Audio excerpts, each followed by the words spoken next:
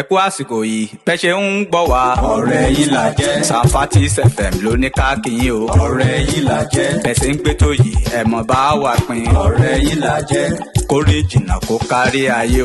ọ̀rẹ́ yín là jẹ́. kọ́mọdé lè gbọ́ kágbà ó lè gbọ́. ọ̀rẹ́ yín là jẹ́. ọ̀kan òjọ̀kan ètò tá a mú wá fún yín. ọ̀rẹ́ yín là jẹ́. lórí ìkànnì Sanfatis FM. Sanfatis FM ìròyìn ajá balẹ̀ kọ́ńbọ́ọ̀kì ètò ìlera ọ̀rọ̀ àṣà àti ìṣe ètò àgbẹ̀ àti ọ̀gbìn gbogbo eré ìdárayá àti eré ayò ọ̀rọ̀ ìṣítí tó tọ́ nípa ẹ̀sìn Sanfatis FM fàlàyé síwájú tàbí tẹ́ ẹ bá ní ọ̀kan ọ̀jọ̀kan tẹ́ ẹ fẹ́ bá wa ṣe ẹ kàn sí wa látòrí www.sanfatisfm.com bákan náà lẹ́lẹ́ pè tàbí kẹ́ WhatsApp +447-946-313-160 Sanfatis FM òkè láyé tiwa.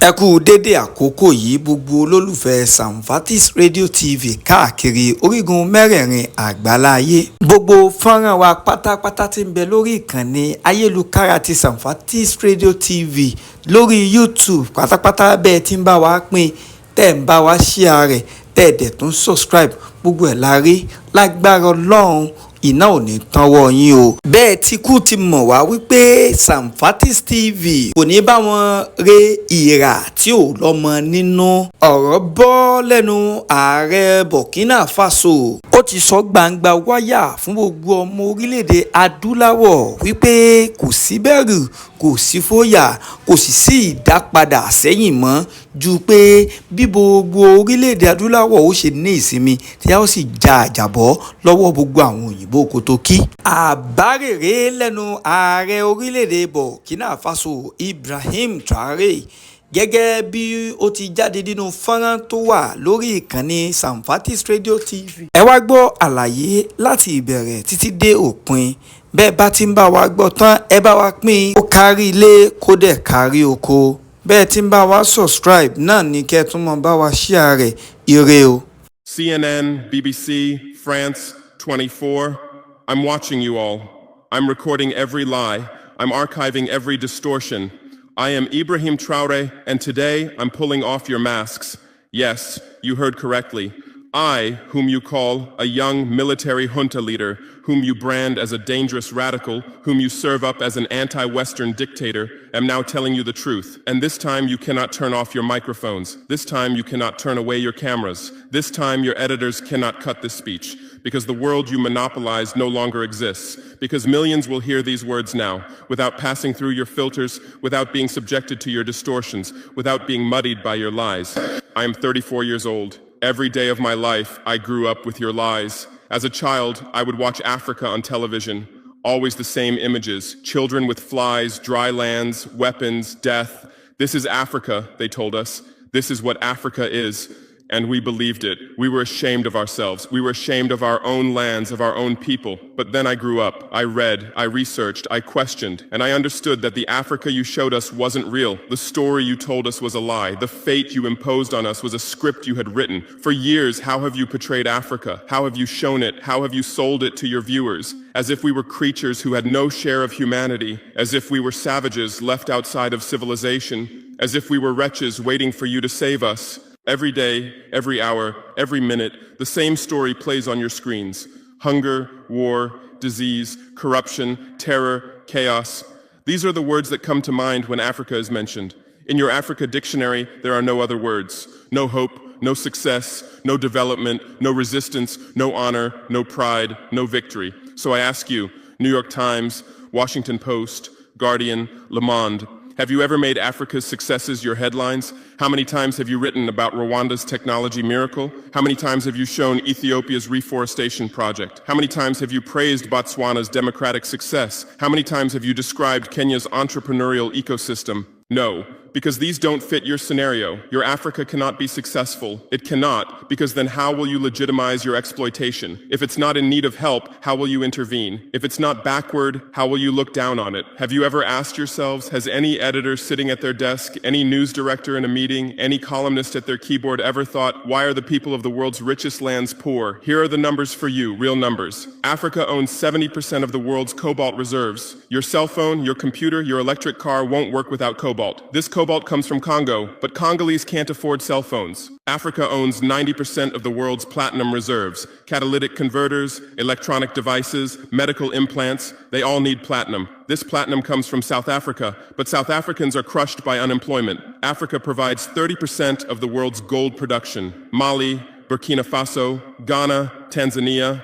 Gold flows like rivers from our lands, but our people swim in poverty. Africa supplies 65% of the world's diamond production. Botswana, Angola, Congo, Sierra Leone, billions of dollars worth of diamonds are extracted, but our miners live on $1 a day.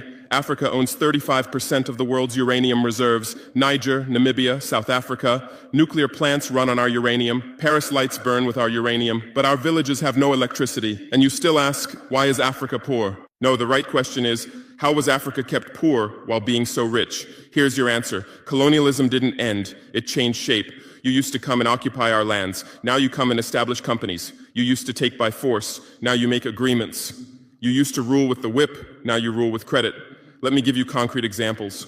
With numbers, names, dates, but you'll never write about these. Glencore, Swiss-based mining giant, extracting cobalt in Congo. 2022 revenue, $256 billion. Tax paid to Congo, $500 million. That's 0.2%. Is this justice? Rio Tinto, British-Australian mining giant, extracting bauxite in Guinea, 20 million tons annually.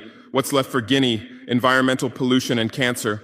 Total, now Total Energies, French oil giant, extracting oil in Angola, Nigeria, Congo. 2022, profit, $36 billion investment in Africa, dirty pipelines, Anglo-American, founded in South Africa but now in London. Diamonds, platinum, iron, taking everything. What it left in South Africa, 6 million unemployed miners. And these are just the tip of the iceberg. What about the invisible, the secret deals, the offshore accounts, the transfer pricing tricks? Every year, $88 billion in illegal money flows out of Africa.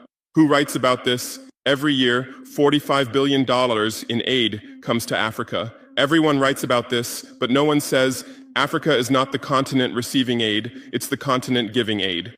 While you zoom your cameras on swollen bellies, there is a huge system working silently in the background. Every day, tons of gold, diamonds, cobalt, uranium, oil leave our land. But how? Here is the system. Step 1, create corruption, bribe our leaders, open offshore accounts, promise them a life of luxury, send their children to your schools. Step 2, make deals, get 50-year, 99-year concessions, ask for tax exemptions, be exempt from environmental rules, ignore labor rights. Step 3, control the infrastructure. Take over ports, airports, railways, but only from the mine to the harbor. Don't build roads to the villages. Don't bring electricity to schools. Step 4, provide security. Set up private security companies. Arm them. Declare protesting. Step 5, silence the media.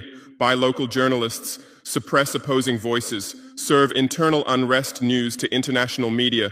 And this is how the system works. It's been working like this for 100 years, and you don't see this system. You don't want to see it, because you're part of this system too.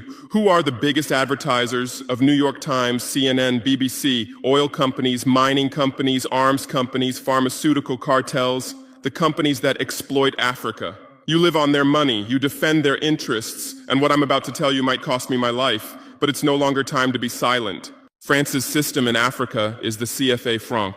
14 African countries still use French colonial currency. 50% of these countries' central bank reserves sit in the French treasury. France applies negative interest to this money, so we pay France to use our own money. Through this system, France transfers $500 billion worth of resources from Africa every year. Does anyone write about this? No. But when France gives Africa 10 billion euros in aid, it makes headlines. Britain's system is more sophisticated. London is the world's money laundering center. City of London, offshore paradise. Every penny stolen from Africa passes through London. Jersey, Guernsey, Cayman Islands, Virgin Islands, all under British control. Africa's wealth hides there. America's system is AFRICOM. Africa Command, 46 military bases on the continent. Official purpose, security. Real purpose, resource control. Drones in our airspace every day, listening devices everywhere.